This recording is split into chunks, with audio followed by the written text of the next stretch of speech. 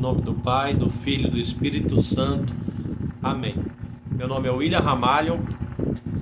Atualmente estou participando do grupo de oração Água Viva, voltando a ser servo devagar, conforme o tempo vai passando, até estar em algum ministério específico novamente.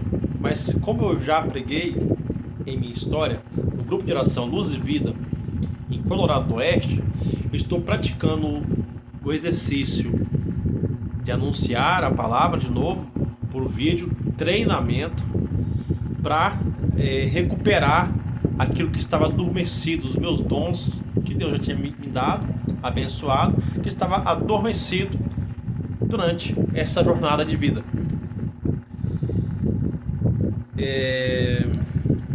Enfim, vamos para a passagem da Bíblia de hoje. Alguns pontos sem conexão ainda no início, né?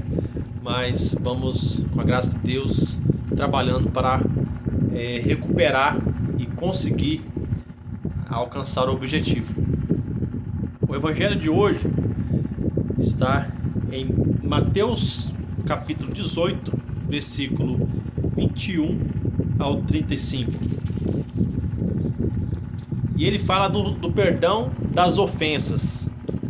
Então Pedro, chegando-se a ele, perguntou-lhes: Senhor, quantas vezes devo perdoar ao meu irmão que pecar contra mim? Até 7 vezes? Jesus respondeu-lhe: Não te digo até 7, mas até 70 vezes 7. Parábola. Eu estava lendo o título novamente aqui, deixa eu pular para o versículo 23. Vai até o 35. Eis porque o reino dos céus é semelhante a um rei que resolveu acertar as contas com seus servos. Ao começar o acerto, trouxeram-lhe um que lhe devia 10.000 talentos. Não tendo este com que pagar, o Senhor ordenou que o vendesse juntamente com a mulher e com os filhos e todos os teus bens para o pagamento da dívida. O servo, porém, caiu aos seus pés e, prostrado, suplicava-lhes: Dá-me um prazo e eu te pagarei tudo. Diante disso, o Senhor, compadecendo-se dos servos, soltou e perdoou-lhe as dívidas. Mas, quando saiu dali, esse servo encontrou um dos seus companheiros de servidão que lhe devia 100 denários, e agarrando-o pelo pescoço, pôs-se a sufocá-lo e a insistir: Pague-me o que me deves. O companheiro, caindo a seus pés, rogava-lhe: Dá-me um prazo e eu te pagarei. Mas ele não quis ouvi-lo. Então retirou-se e mandou lançá-lo na prisão até que pagasse o que devia. Vendo os companheiros de serviço o que acontecera, ficaram muito penalizados e, procurando o Senhor, contaram-lhe todo o acontecido. Então o Senhor mandou chamar aquele servo e lhe disse: Servo mau, eu te perdoei toda a tua dívida, porque me rogaste. Não devias também tu ter compaixão do teu companheiro, como eu tive compaixão de ti? Assim, encolerizado, o seu senhor o entregou aos verdugos, até que pagasse toda a sua dívida. Eis como meu Pai Celeste agirá convosco, se cada um de vós não perdoar de coração ao seu irmão. Essas são para nós palavras da salvação. Glória a vós, Senhor. Então, dá para a gente refletir aqui dois trechos, né, que foi lido. O primeiro tinha o título Perdão das Ofensas, o segundo tinha o título Parábola do Devedor Implacável. Fala de perdão, os dois trechos, que é a sequência da leitura. Só que no primeiro momento dá pra gente refletir um pouquinho, focado no primeiro trecho, de perdoar até 70 vezes 7. Nas minhas experiências, buscando cumprir na vida cotidiana, na vida pessoal, o evangelho, buscar se corrigir e vivendo a vida, tendo experiências nesse caminho. Eu tive histórias também que me levaram à necessidade de perdão e de ser perdoado. Infelizmente não obtive uma reconciliação de uma história que eu partilhei no meu livro Clara. Não houve reconciliação de amizade num acontecimento que está no livro Clara, né? Clara em Direção a Jesus. Foi uma experiência que eu gostava dessa pessoa e eu acabei insistindo pelo sentimento que eu tinha por ela com a música romântica, e desfez a amizade e acabou criando essa necessidade de reconciliação. E eu busquei reconciliação, mandei orações, vídeo orações, tentei tudo me corrigir. Apesar de que a questão que eu busquei me compreender também, que eu estava muito me aprendendo sobre as minhas emoções, que eu não tinha toda a compreensão até onde poderia ir, né?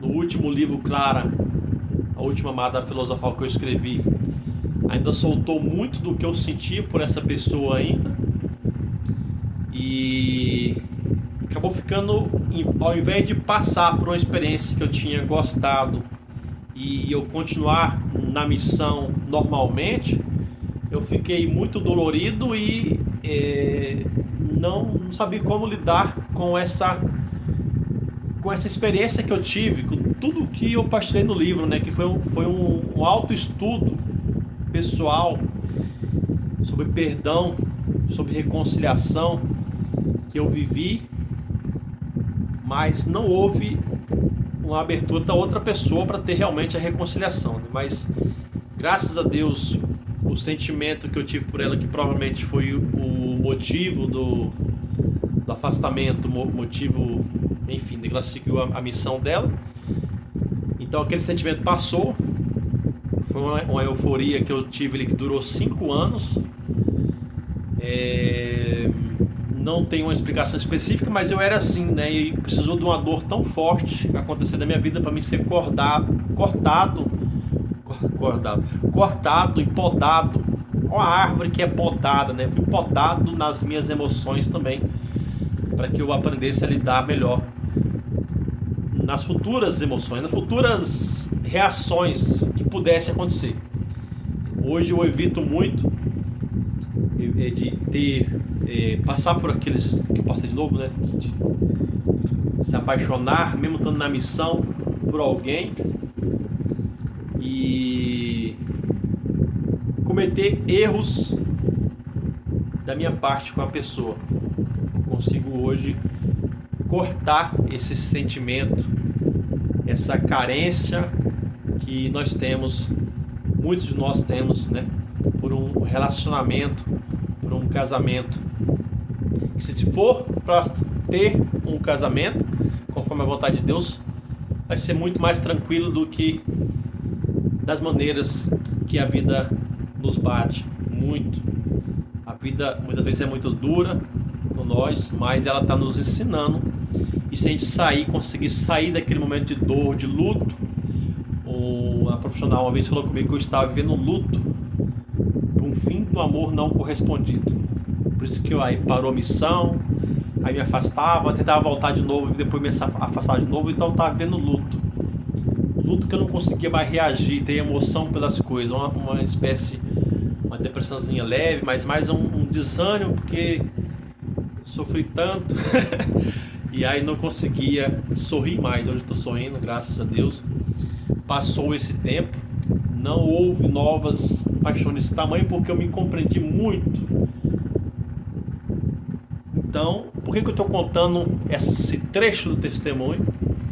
Porque é necessidade de reconciliação, né? Eu fiz minha parte, plantei uma semente no coração dessa outra pessoa, e é ela que vai discernir se vai ter reconciliação aqui na terra algum dia, ou se não vai ter aqui na terra.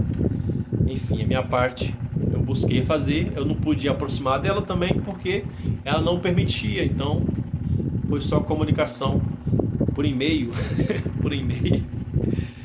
E as minhas falhas e defeitos de caráter foram muito trabalhados durante esse tempo, até para a cura interior e para a correção, a lapidação dessa falha minha, que talvez para muitas pessoas inocentes, simples, que não tinham conhecimento ainda, né? Não tinham experienciado certas experiências ainda que nem eu experienciei. É difícil cortar uma emoção que nem essa quando você pensa que pode ser a bênção de Deus na sua vida, que a outra pessoa poderia estar gostando de nós de volta. Mas encarando a realidade, vencendo nossos vazios interiores, agora sim nós podemos trabalhar melhor o perdão, de estar aberto a acolher a todos, inclusive no meu caso essa pessoa que se foi, não se foi não é porque morreu não, ela se foi e seguiu a vida dela, mas estar sempre preparado para não cair em certas situações novamente e perdoar, né? A segunda passagem ela fala também de perdão, mas questão de dívidas. Quem tem dívidas para nós? Para mim, por exemplo, quem tem dívida para mim? Quem tem dívidas para você? Se Deus, que é bondoso, misericordioso, nos perdoa, nós também temos que perdoar o próximo. Quão difícil parece que é perdoar o próximo, às vezes, numa situação de dívidas, situação complicada, às vezes para muitos pode pensar, né? Eu nessa parte da vida, a parte financeira com amigos, eu costumo deixar bem claro algumas coisas.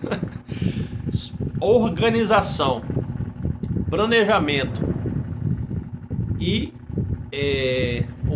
dependendo de uma célula familiar, a necessidade financeira da sua administração pessoal é a sua família, mãe, irmãos, que pode te ajudar. Não fica muito com terceirizando. Não envolva amizade com o financeiro para não criar motivos futuros que você vai precisar de reconciliação e de perdão com uma situação grave. Ao invés desses meios, você ajuda de outras formas.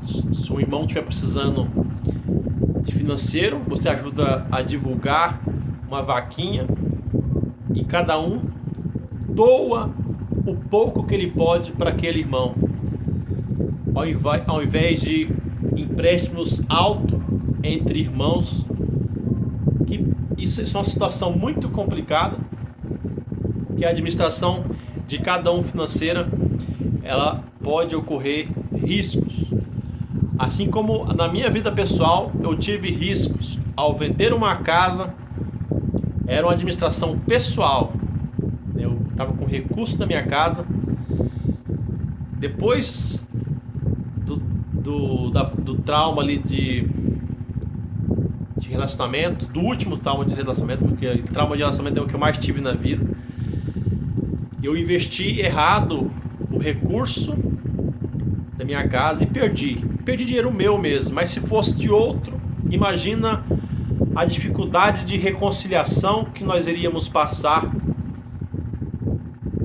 eu não tendo mais o que era meu, ainda devendo para outro ainda, e tendo que reconquistar o básico para me morar e para me ter uma base de família, se fosse o caso. Mas Deus me deu a graça que eu cometi erro ao entrar em investimentos que eu pensei que eram certos.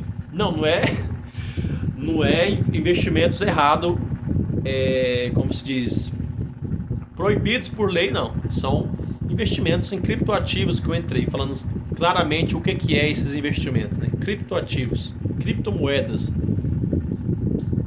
Infelizmente eu não conhecia muito esse mundo e perdi dinheiro com isso, né? Muito risco. Novo Pentecostes, em 2018, o pregador falava que vinha um novo Pentecostes sobre o movimento Renovação Carismática Católica. E dentro desse novo Pentecostes, uma das interpretações que ele falava que era que o novo, não sei se era o novo batismo ou o novo Pentecostes mesmo, significaria ordem de vida na vida de muitas pessoas, ao invés de simplesmente as pessoas terem aquela experiência em função da expressão de cair, chorar e ter muito choro, por exemplo.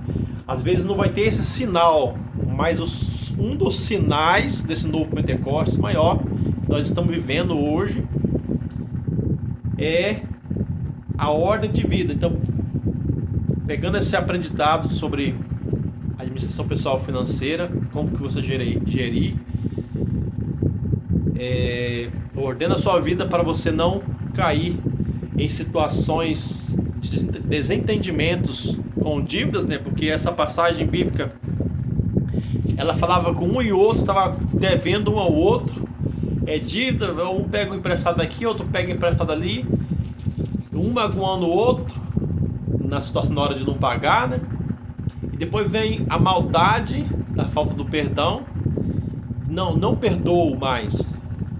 Para que não haja, organize a sua vida, busque discernimento, conhecimento, orientações, para que sua vida possa ir bem e evite situações que possam te levar a desentendimentos, a falta de perdão.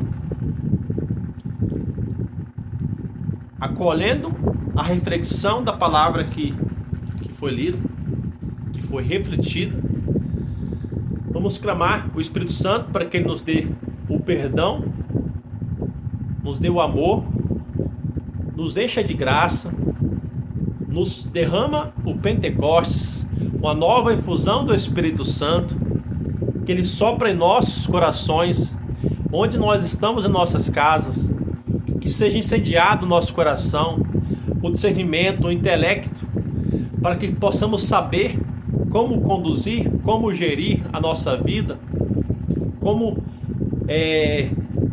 criar atitudes, ações para que proporcionem o perdão e a reconciliação e a capacidade pessoal que muitos de nós não temos de perdoar 70 vezes 7. Inclusive, 70 vezes 7 significa um número quase praticamente infinito. Quantas vezes que você vai perdoar? 70 vezes 7. Você poderia somar e chegar num número específico. Mas ninguém cotidianamente soma a quantidade de vezes que ele tem que perdoar, né? Ele não está somando. Significa a interpretação dessa passagem é inúmeras vezes. Mas que não façamos coisas erradas que magoam nossos irmãos e irmãs repetida vez. Se você aprendeu a lição com o seu erro, se corrija e não cometa mais esse erro. É que nem a passagem, você se deparou as passagens quando se topa com a verdade, com a cura de Jesus, deparou com a verdade, agora vai e não cometa mais esse erro, vai em paz e não cometa mais esse pecado. Que Deus possa iluminar nossos corações, nosso intelecto, nossas emoções e nos faça fortaleza da sua morada, bênção do perdão. Ele preenche nosso coração com a graça de sentir mesmo amado e perdoado, pelo Pai, pelo Espírito Santo, por Deus, pela igreja e o amor fraterno entre os irmãos. Que Deus possa nos iluminar, nos incendiar, fazer-nos buscar o querer mais esse Pentecostes novo, essa experiência de estar organizado, de estar com a sua vida em dias e conseguindo guiar mesmo o barco que estamos encaminhando. Ou, como eu já disse outras vezes passadas no grupo de oração Luz e Vida, outro grupo de oração, as páginas da nossa vida, guiar as páginas que está acontecendo no nosso dia a dia. A cada dia uma página diferente e é escritos novos, e que esses novos escritos sobre nós sejam de coisas que busquem a conversão, que busquem a salvação, que sejam coisas boas, que cada vez mais nós possamos lutar contra o pecado, contra nossas fraquezas, se cair, levantar de novo, não desistir de perseverar, não desistir da boa nova que é em Jesus Cristo. Que Jesus possa te abençoar e iluminar mesmo com todas as palavras que foram ministradas hoje em sua vida. Estivemos e permaneceremos reunidos em nome do Pai, do Filho e do Espírito Santo. Amém. Fiquem com Deus e que Deus abençoe o seu lar, a sua vida e te encha de graças com o novo Pentecostes que está sendo derramado no mundo através do movimento Renovação Carismática Católica. A graça do Pentecostes foi derramada sobre nós. A paz.